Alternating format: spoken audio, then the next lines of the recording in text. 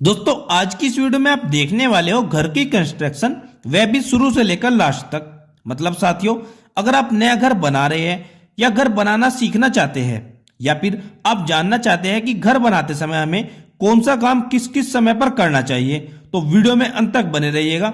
मैं आपसे पक्का प्रॉमिस करता हूं कि आज का यह वीडियो देखने के बाद आपको कोई और वीडियो देखने की जरूरत नहीं पड़ेगी। तो चलिए दोस्तों, ज्यादा देरी न करते हुए वीडियो को स्टार्ट करते हैं। तो सबसे पहला काम आता है घर का प्लान, यानी कि घर का नक्शा। तो साथियों, घर का प्लान आपको पहले ही बनवा लेना है किसी आर्किटेक्ट या फिर किसी इंजीनियर से। आप ध्यान रखें कि घर का प्लान आपको पहले से बनवा कर रखना है, ताकि आपको कोई भी चेंजेस करने हो तो वह पहले ही करवा ले। मतलब आपको अपने हिसाब से रिवीजन वगैरह पहले से ही करवा के रखना है। जब आपका सेटिस्फेक्शन हो जाए तभी आप अपने घर की कंस्ट्रक्शन स्टार्ट करें। अब नेक्स्ट स्टेप आता है आपका ड्राइंग्स वगैरह कंप्लीट होने के बाद प्लॉट क्लीनिंग का। साथियों, जिस भी प्लॉट या फिर जमीन पर आपको घर का निर्माण कराना है, तो सबसे पहले उसको आपको अच्छी तरह से क्लीन कर लेना है, यानी कि आपको प्लॉट की साफ सफाई करवा लेनी है। उसी के बाद आप आगे बढ़े। नेक्स्ट स्टेप आता है आपका लेआउट। जी हाँ दोस्तों, लेआउट आपका वही इंजीनियर करता है जिससे आपने ड्राइंग या फिर घर का नक्शा बनवाया है। साथियों, मैं हमेशा से आपको बोलता हूं कि इसमें आपका 20 से 30 हजार रुपए तो जरूर खर्च होगा, पर इसका आपको यह फायदा होगा, इट मींस इसमें आपकी सिरदर्दी भी नहीं रहती। आप ठेकेदार या फिर मिस्त्री के भरोसे काम को छोड़ देंगे तो उसमें बाद में आपको पता चलेगा गलतियों के बारे में। मतलब आपका लाखों रुपए तो वैसे ही बर्बाद हो जाता है। इसलिए आप घर बनाते हुए किसी सिविल इंजीनियर से कंसल्ट जरूर करें और सिविल इंजीनियर की विजिट समय समय पर कराते रहे। अब नेक्स्ट स्टेप आता है लेआउट के बाद एक्सकावेशन, यानी कि फुटिंग या फाउंडेशन के लिए खुदाई। साथियों, आप एक्सकावेशन मैनुअली भी करा सकते हो या फिर जेसीबी मशीन से भी करा सकते हैं। मैनुअली कराने का यह फायदा होता है कि आपको जितना एक्चुअल साइज चाहिए होता है, आप उतना ही एक्सकावेशन आसानी से करा सकते हैं। और जेसीबी वगैरह से समय तो कम लगता ही है, साथ ही खर्च भी कम आता है। और अगर आपको प्रॉपर एक्चुअल साइज एक्सकावेशन कराना है तो आपको मैनुअली कराना चाहिए, यानी कि उसमें आपको जितना साइज चाहिएगा उतना ही आपको प्रॉपर एक्सकावेशन करा के उतना साइज मिल जाता है। अब नेक्स्ट स्टेप आता है पीसीसी। साथियों, आप ध्यान रखिए कि पीसीसी आप M10 ग्रेड डालें, यानी कि जिसमें आपका 1:3:6 रेशो रहेगा, जिसमें 1 पार्ट सीमेंट, 3 पार्ट सैंड और 6 पार्ट एग्रीगेट यानी कि गिट्टी के रहेंगे। इसके बाद हमारा नेक्स्ट स्टेप आता है कॉलम और फुटिंग की मार्किंग। जी हाँ दोस्तों, पीसीसी करने के कम से कम 10 से 12 घंटे के बाद आपको कॉलम और फुटिंग की मार्किंग कर देनी चाहिए। उसके बाद आप फुटिंग का जाल बांध दें और फिर उस पर आप कॉलम को खड़ा कर ले। जैसे कि आप वीडियो में देख पा रहे हैं, कुछ इसी तरीके से आपको प्रॉपर अच्छी तरह से सपोर्ट देकर ही कॉलम को बिल्कुल सीधा वर्टिकल पोजीशन पे खड़ा करना है, ताकि आपका कॉलम इधर से उधर न जाए। इस बात का आपको जरूर ध्यान रखना है।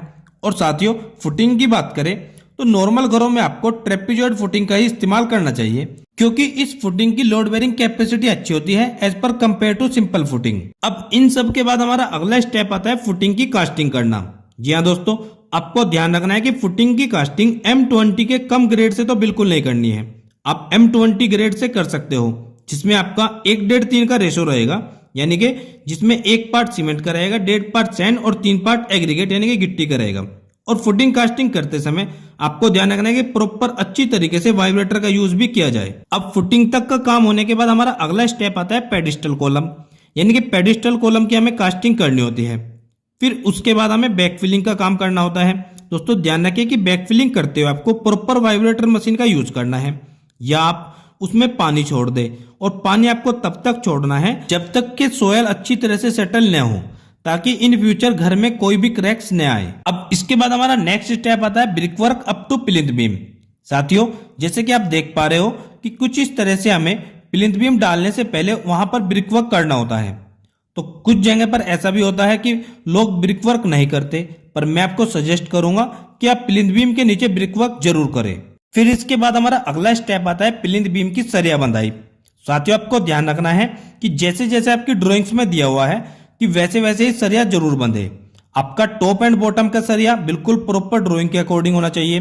साथ ही आपकी रिंग्स भी ड्राइंग के अकॉर्डिंग होना चाहिए, यानी कि आपकी रिंग की स्पेसिंग जो भी ड्राइंग में दी हुई है वह ध्यान रखिए। और ध्यान रखिए कि सभी रिंग की हुक अल्टरनेट करके होनी चाहिए, यानी कि एक हुक एक साइड रहेगी तो अगली हुक दूसरी साइड रहेगी। पर मैं आपको सजेस्ट करूंगा कि प्लिंथ बीम के समय पर आप किसी सिविल इंजीनियर से विजिट जरूर कराएं ताकि गलती की कोई भी गुंजाइश न हो। अब इसके बाद हमारा अगला काम आता है प्लिंथ बीम की शटरिंग करना।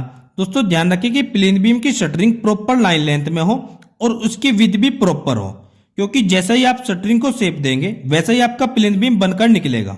इसलिए आप प्लिंथ बीम की शटरिंग करते समय प्रॉपर लाइन लेंथ का जरूर ध्यान रखें। अब इसके बाद हमारा अगला काम आता है प्लिंथ बीम की कास्टिंग करना, यानी कि प्लिंथ बीम की ढलाई। तो दोस्तों ध्यान रखिए कि प्लिंथ बीम कास्टिंग करते समय आपको प्रॉपर अच्छे तरीके से वाइब्रेटर का यूज करना है। वाइब्रेटर आप कंटिन्यू यूज करें, क्योंकि इससे आपकी प्लिंथ बीम मजबूत होती है और हनीकॉम्ब भी नहीं निकलते। इसलिए प्रॉपर अच्छे ढंग से वाइब्रेटर का यूज करते रहे। और प्लिंथ बीम में भी आपको M20 से कम ग्रेड का रेशो यूज नहीं करना है। इस बात का भी जरूर ध्यान रखें कि M20 से ज्यादा तो कर सकते हैं आप, लेकिन M20 से कम का बिल्कुल नहीं। इसके बाद हमारा अगला स्टेप आता है सैंड, सोयल या फिर मोरम की फिलिंग करना। दोस्तों जैसे कि आप देख पा रहे हो कि प्लिंथ बीम के बीच में जो यह खाली जगह होती है, इसमें हमें या तो हम सैंड फिलिंग करते हैं या सोयल फिलिंग करते हैं या फिर मोरम फिलिंग करते हैं। अब अगला स्टेप आता है brickwork up to DPC level, यानी कि हमें DPC लेवल तक का ब्रिकवर्क करना होता है। इन सब के बाद हमारा अगला स्टेप आता है DPC को प्रोवाइड करना। दोस्तों अगर आपने अपने घर में DPC को दिया है तो आपके घर में कभी भी सीलन नहीं आएगी। जैसा आप वीडियो में देख पा रहे हो, कुछ इस तरह से आपकी दीवार खराब नहीं होगी और आपका पेंट या प्लास्टर सुरक्षित बना रहेगा। अब दोस्तों बहुत सारे लोगों का यह क्वेश्चन रहता है कि DPC किस लेवल पर देनी चाहिए। तो दोस्तों आपको ध्यान रखना है कि आपको DPC हमेशा जो भी आपका फिनिशिंग फ्लोर लेवल रहेगा ठीक उससे 2 इंच ऊपर देनी चाहिए, यानी कि जो आपका फिनिशिंग फ्लोर लेवल होगा उससे 2 इंच ऊपर ही आप DPC प्रोवाइड करें। फिर इसके बाद हमारा अगला स्टेप आता है कॉलम कास्टिंग करना, यानी कि कॉलम की ढलाई। दोस्तों कॉलम की कास्टिंग करने से पहले आपको इस बात का जरूर ध्यान रखना है कि आपका प्रॉपर अच्छी तरह से शटरिंग किया गया हो, यानी कि आपका शटरिंग या तो स्टील फ्रेम हो या फिर प्लाईबोर्ड का हो। ऐसा नहीं कि आपको इधर उधर फट्टा वगैरह लगाकर आप उसकी कास्टिंग कर दे, ऐसा बिल्कुल गलत है। आपको ध्यान रखना है कि लोहे के फर्मे से या प्लाईबोर्ड के फर्मे से ही कॉलम की कास्टिंग करनी है। और कॉलम भरते समय आपको प्रॉपर अच्छी तरीके से वाइब्रेटर का यूज करना है। और लास्ट में आपको प्लम्बोब की सहायता से यह भी चेक कर लेना है कि आपका कॉलम वर्टिकली बिल्कुल सीधा हो। अब दोस्तों एक क्वेश्चन यह आता है कि पहले कॉलम भरे, यानी कि कॉलम की कास्टिंग करे या फिर ब्रिकवर्क करे। तो दोस्तों आप दोनों तरह से काम कर सकते हो, पर मैं आपको सजेस्ट करूंगा कि आप पहले कॉलम की कास्टिंग करें, उसके बाद ही आप ब्रिकवर्क का काम करें। इससे आपकी कंस्ट्रक्शन की स्पीड बढ़ जाती है। और हमने भी इस वीडियो में कुछ ऐसे ही समझाया है कि पहले हम स्लेब लेवल तक के कॉलम को कास्ट कर लेते हैं, फिर हम वापस ब्रिकवर्क का काम करेंगे। दोस्तों एक और जरूरी बात आपको ध्यान रखना है कि कंस्ट्रक्शन स्टार्ट होने से एंड तक आपको क्यूरिंग तो हर रोज करनी ही पड़ती है। वो कैसे, मान लीजिए आपको फुटिंग कास्टिंग की आपने तो क्यूरिंग करनी है, आपने प्लिंथ बीम की कास्टिंग की तो भी क्यूरिंग करनी है, कोई भी ब्रिकवर्क किया तो भी उसके नेक्स्ट डे क्यूरिंग करनी होती है। तो इसलिए आपको प्रॉपर अच्छे तरह से क्यूरिंग जरूर करते रहना चाहिए, वह भी डेली। और अगर आप गर्मियों के मौसम में हैं तो आपको कम से कम 3 से 4 या फिर 5 बार भी क्यूरिंग करनी चाहिए। और अगर आप सर्दियों के मौसम में हैं तो कम से कम 2 या 3 बार क्यूरिंग जरूर करें।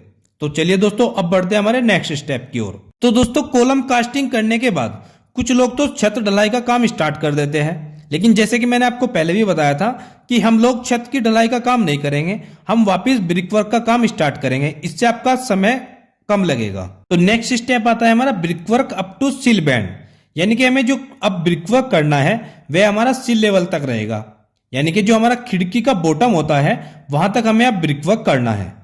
उसके बाद अगला स्टेप आता है हमारा सिल बैंड, यानी कि हमें सभी दीवारों पर जैसे आप देख पा रहे हैं कुछ इस तरह से सिल बैंड देना चाहिए। सिल बैंड देने का यह फायदा होता है कि मान लीजिए अगर आपकी दीवार में कहीं पर कोई क्रैक्स आए भी तो वह ऊपर तक नहीं पहुंच पाएगा, वह क्रैक नीचे ही रहेगा और फिर आप उसको वापस उतने ही एरिया को रिपेयर कर सकते हैं। इसलिए आपको सिल बैंड जरूर प्रोवाइड करना चाहिए। फिर इसके बाद हमारा अगला स्टेप आता है brickwork up to lintel beam, यानी कि जो हमारा खिड़की या दरवाजे का टॉप रहेगा उस तक हमें ब्रिकवर्क करना चाहिए।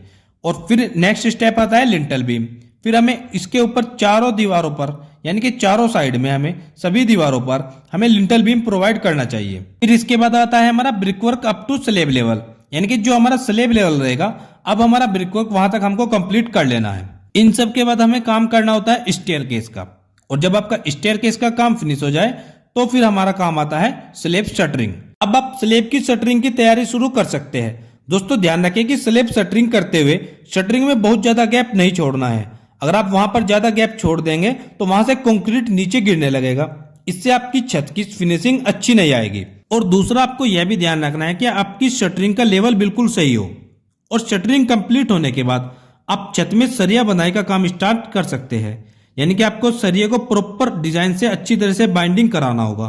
पर मैं आपको सजेस्ट करूंगा दोस्तों कि इस समय पर आप किसी सिविल इंजीनियर से विजिट जरूर कराएं, ताकि वह इस समय पर आपकी एक तो स्लैब शटरिंग को भी चेक कर सकता है, दूसरा वह आपका प्रॉपर अच्छी तरीके से सरिये की चेकिंग कर लेगा, यानी कि आपका स्लैब में कैसे कैसे सरिया भागना है वह भी चेक कर लेगा और बीम वगैरह का सरिया भी अच्छी तरह से चेक कर लेगा। इसलिए आप किसी सिविल इंजीनियर से विजिट जरूर कराएं। अब शटरिंग वर्क और स्टील वर्क को कंप्लीट होने के बाद ही हमें काम स्टार्ट करना चाहिए इलेक्ट्रिकल कंडक्टिंग वर्क का। साथियों ध्यान रखें कि इलेक्ट्रिकल कंडक्टिंग वर्क आपको अच्छी तरीके से कराना चाहिए और उसको सभी पाइप्स को अच्छी तरह से बाइंडिंग वायर से उनको बांध ले, ताकि वह छत ढलाई के समय इधर उधर न खिसके।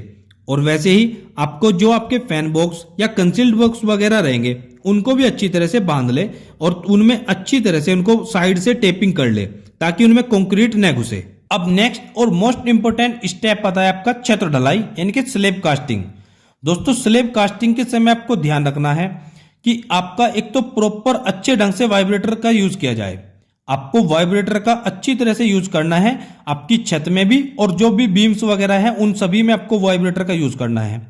दूसरा, आपका कंक्रीट अच्छी तरह से मिक्स होना चाहिए, इस बात का भी आपको जरूर ध्यान रखना है, यानी कि जो आपका कंक्रीट बनेगा वह अच्छी तरह से मिक्स होकर ही ऊपर आना चाहिए। छत ढलाई करने के बाद हमारा नेक्स्ट स्टेप आता है स्लैब की क्यूरिंग करना। दोस्तों आपको ध्यान रखना है कि छत ढलाई के अगले दिन ही आपको छत के ऊपर छोटी छोटी सी क्यारी वगैरह बनाकर उसमें पानी भरकर छोड़ देना चाहिए, और आपको वह कम से कम 14 से 15 दिनों तक डेली वहां पर क्यूरिंग करनी है, यानी कि आपको 14 से 15 दिनों तक पानी भरकर छोड़कर रखना है, ताकि छत अच्छी तरह से मजबूत हो जाए। अब स्लैब का काम खत्म होने के बाद हमारा अगला काम आता है प्लम्बिंग का।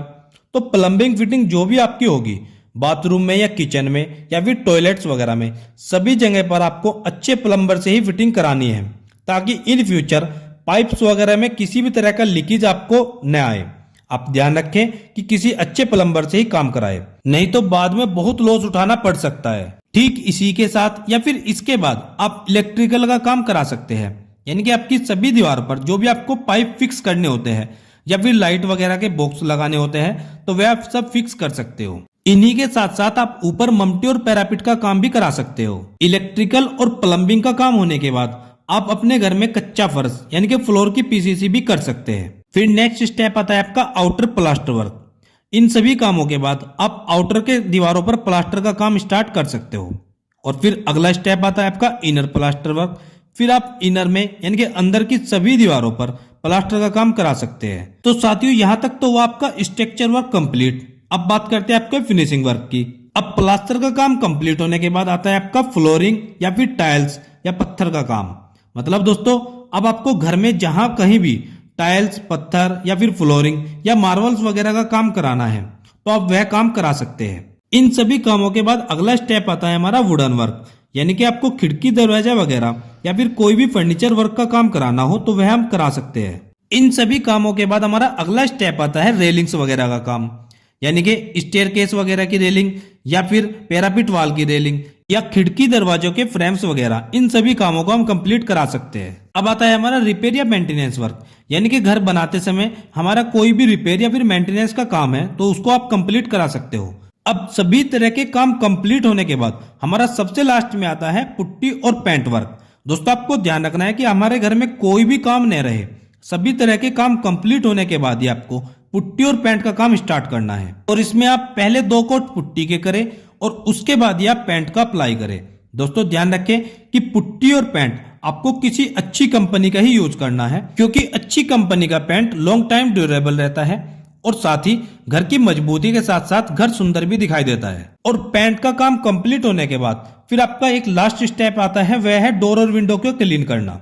यानी कि जब आपका पेंट का काम कंप्लीट हो जाए तो आपको सभी अपने खिड़की और दरवाजों को एक बार अच्छी तरीके से उनको साफ कर लेना चाहिए, क्योंकि कई बार पेंट के छोटे छोटे धब्बे दाग धब्बे रह जाते हैं। इस वजह से आपको अच्छी तरह से डोर और विंडो को क्लीन कर लेना है। तो दोस्तों आज की वीडियो में बस इतना ही। आई होप दोस्तों आपको वीडियो अच्छी लगी होगी। आपको वीडियो कैसी लगी तो कमेंट सेक्शन में जरूर बताइएगा। दोस्तों अगर आपको वीडियो अच्छी लगी तो प्लीज वीडियो को लाइक, चैनल को सब्सक्राइब और मेरी आने वाली और भी अच्छी वीडियो की नोटिफिकेशन के लिए बेल आइकन को प्रेस करना मत भूलिएगा। मिलते हैं दोस्तों एक और नई वीडियो में, एक और नई वीडियो लेक्चर के साथ। तब तक दोस्तों आप सबको मेरा नमस्कार और वीडियो में अंत तक बने रहने के लिए आपका बहुत बहुत धन्यवाद।